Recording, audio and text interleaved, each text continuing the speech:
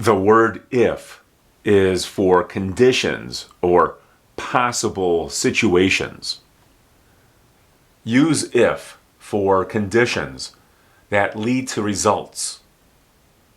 If you are hungry, this is a condition, and then here is a result. You eat something.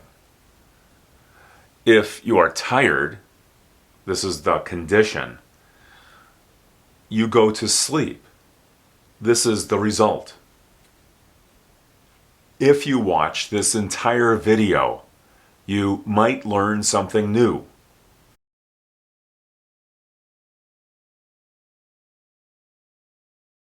After if, there's a subject and a verb, and at the end of this first part of the sentence, there's a comma. In the second part of the sentence, here is a subject and a verb. These two parts of the sentence are connected by the word if.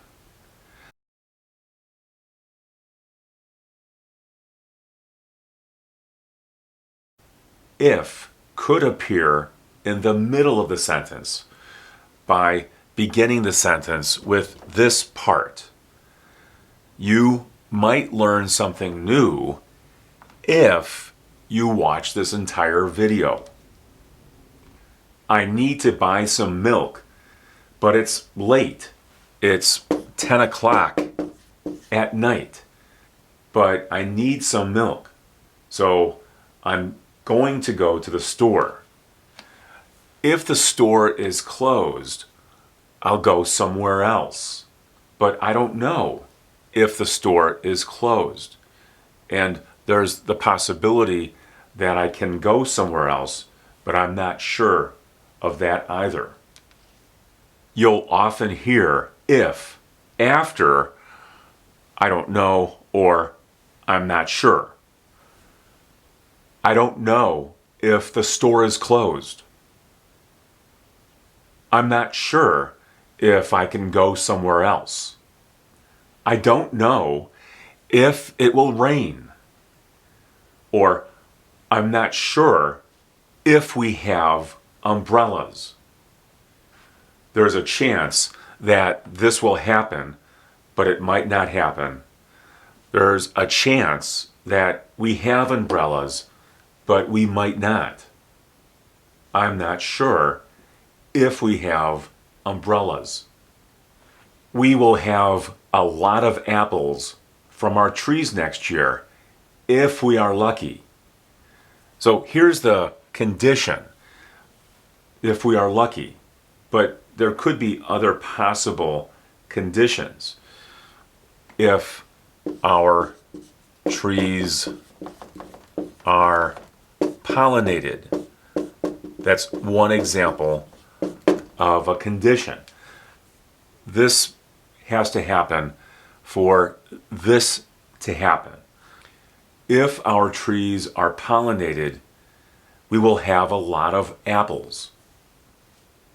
Use if for general truth. For example, if you heat water to 212 degrees Fahrenheit, it boils, or 100 degrees Celsius, it boils. If water goes below 32 degrees Fahrenheit, or 0 degrees Celsius, it freezes. These things are true, and each statement begins with the word if. If you break the law, you'll get arrested. Or we could use might here. If you break the law, you might get arrested.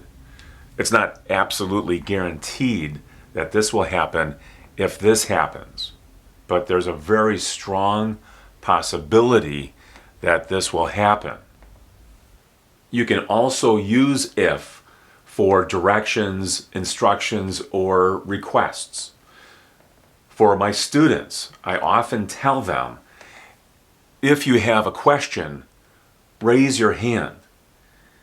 This is a request, or we could also consider it an instruction. But it begins with if.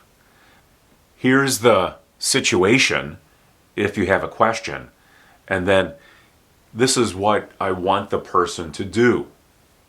If you have a question, raise your hand. If this video helped you, subscribe to my channel.